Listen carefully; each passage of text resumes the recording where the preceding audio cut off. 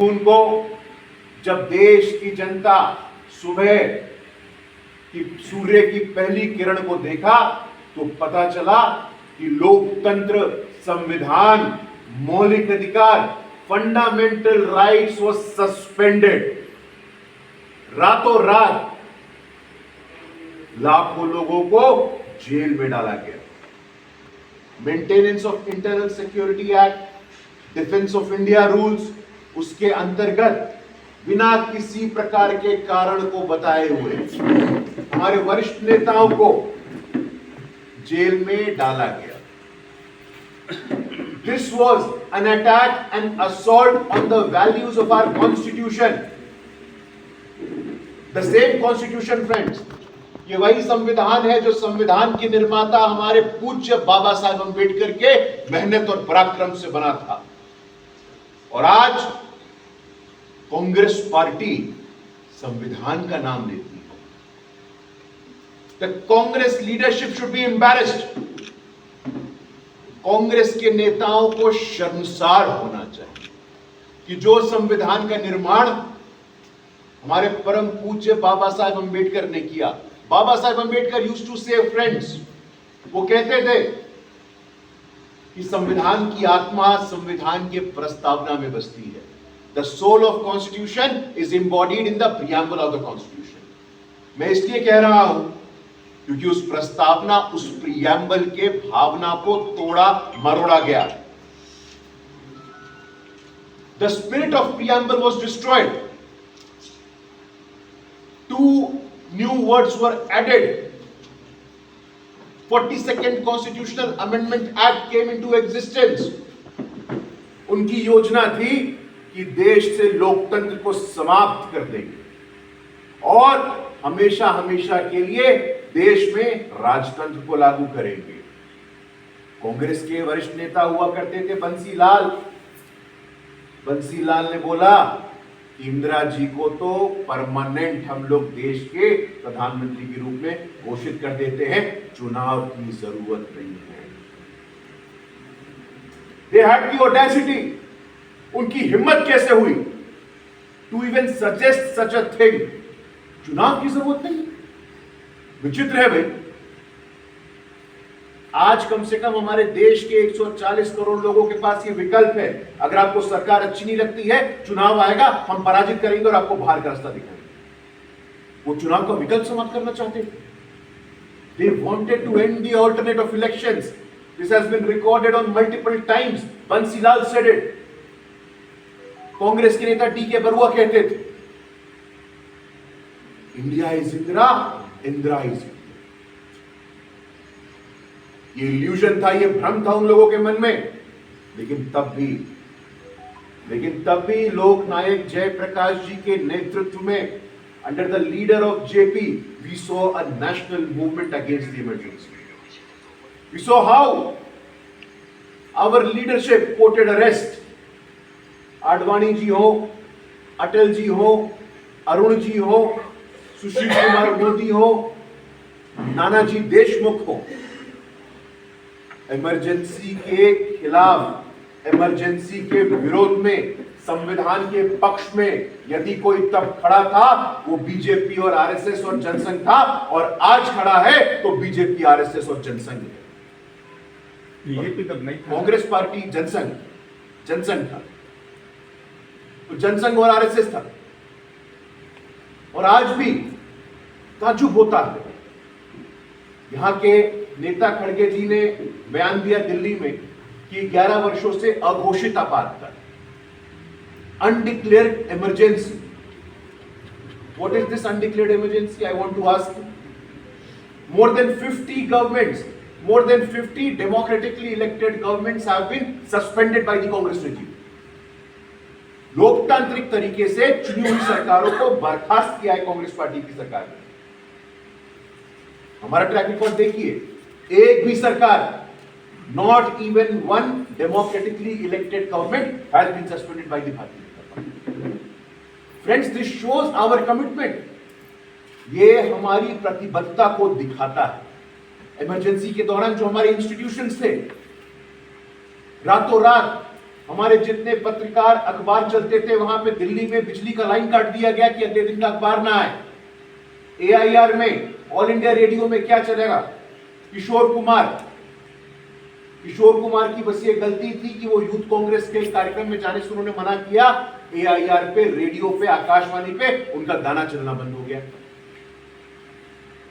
Civil society, media, judiciary, जो 3 स्तंभ होते हैं लोकतंत्र के साथियों, the 3 pillars of our constitution, the 3 pillars of our democracy, civil society, media and judiciary, उनका गला घोटने का प्रयास किया गया। फोर्स्ड स्टेरिलाइजेशन,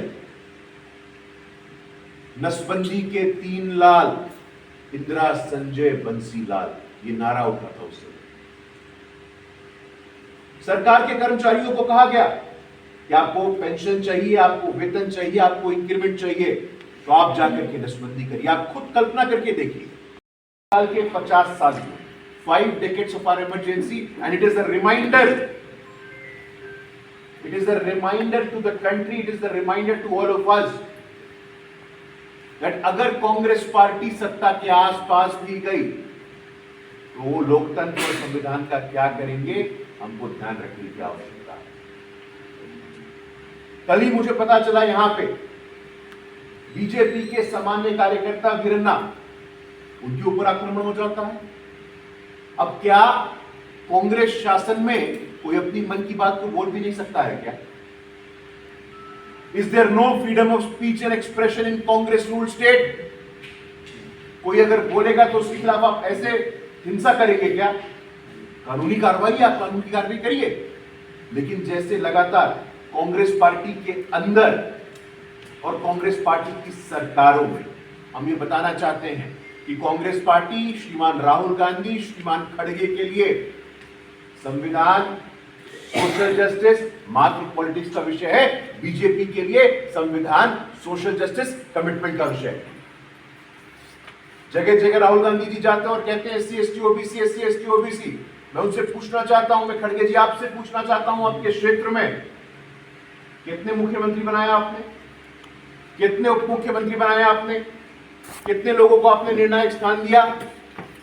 लेकिन बीजेपी को मौका मिलता है तो आज उड़ीसा में आदिवासी मुख्यमंत्री है, आज छत्तीसगढ़ में आदिवासी मुख्यमंत्री है, आज मध्य प्रदेश में दलित समाज का डिप्टी CM है, आज राजस्थान में दलित समाज का डिप्टी CM है। पहली बार, for the first time in our history friends, 75 years a woman from Adivasi community, एक आदिवासी समाज की बेटी संविधान के सर्वोच्च स्थान पे जाती है और देश की राष्ट्रपति बनती है, तो इसी सरकार में संभव होता है।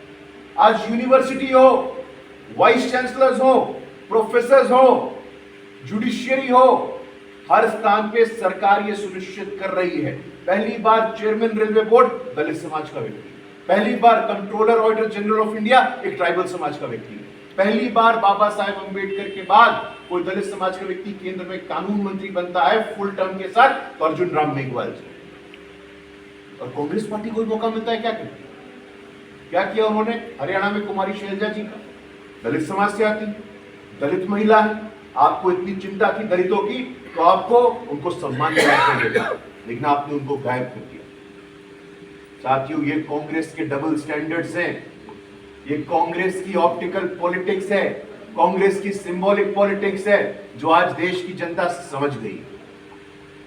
They stand exposed in front of the entire country today.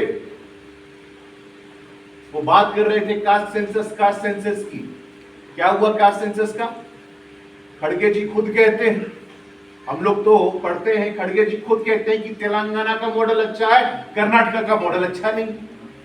क्या मतलब है इसका? On record, he has said on multiple occasions that I appreciate the Telangana model, not the Karnataka model. It was your government who conducted the Karnataka model caste census. You must come out and clarify your position. आपने कभी कोई स्पष्टीकरण नहीं दिया। इसलिए साथियों, आज 11 साल हुए हैं, 11 वर्ष हो गए हैं मोदी जी के केंद्र में शासनकाल के। सामाजिक स्तर पे, आर्थिक स्तर पे, जनधन योजना हो, इंफ्रास्ट्रक्चर हो, पूरे विश्व में चौथे नंबर की अर्थव्यवस्था को बनाने की बात। आज देश बदल रहा है और आपके माध्यम से हम बताना चाहते हैं, through your medium we want to say that no power in the world, no power in the world can stop the marginalised sections now. देश का दलित, देश का वंचित, देश का पीड़ित, देश का शोषित और देश का आदिवासी आज अपने एस्पिरेशंस को पूरा कर रहा है। जो 2047 का विकसित भारत का हमने सपना देखा, वो 2047 के विकसित भारत का सपना निश्चित रूप से देश के दलित, वंचित, शोषित, पीड़ित उनके बगैर पूरा नहीं होगा। And people who are making fool of us, जो डेमोक्रेसी को, कॉन्स्टिट्यूशन को पॉलिटिकल टूल बना रहे हैं, उनका इतिहास क्या है? एक ही परिवार, यहां भी वही स्थिति है।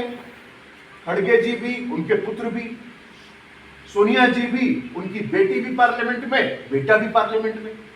मैं बिहार से आता हूं, Lalu ji RJD, wife MLC, daughter MP, son minister, second son deputy chief minister. अरे, this was not the dream of doctor Ambedkar, this was not the dream of Babu Jagjivan Ram, this was not the dream of Ram Manohar Lohia, this was not the dream of Lok Nayak Jay Prakash Narayan, this was not the dream of Jan Nayak Karpuri Thakur। I'm sorry, आज जो social justice और constitution के नाम पे जो भ्रम चल रहा है कांग्रेस पार्टी और उनके साथी के दलों के द्वारा, उनको एक्सपोज करना बहुत जरूरी है sir. And that is the reason across the country we are organising discussion और एक चर्चा हो। संविधान दिवस घोषित करने की बात हुई कि कॉन्स्टिट्यूशन के नाम पे कॉन्स्टिट्यूशन डे होना है, तो बीजेपी की सरकार ने घोषित। बाबा साहेब अंबेडकर ने जहां जहां स्पर्श किया है, उनकी जन्मस्थली हो, उनके पढ़ाई का स्थान हो, उनके मोक्ष का स्थान हो, उन सभी स्थानों को तीर्थ का दर्जा, पिलग्रिम का दर्जा, पंच तीर्थ बना करके हमारी सरकार ने, प्राइम मिनिस्टर नरेंद्र मोदी जी ने उन्हें सुनिश्चित किया है। इसलिए साथियों, ये कुछ बातें आपके समक्ष रखनी थी।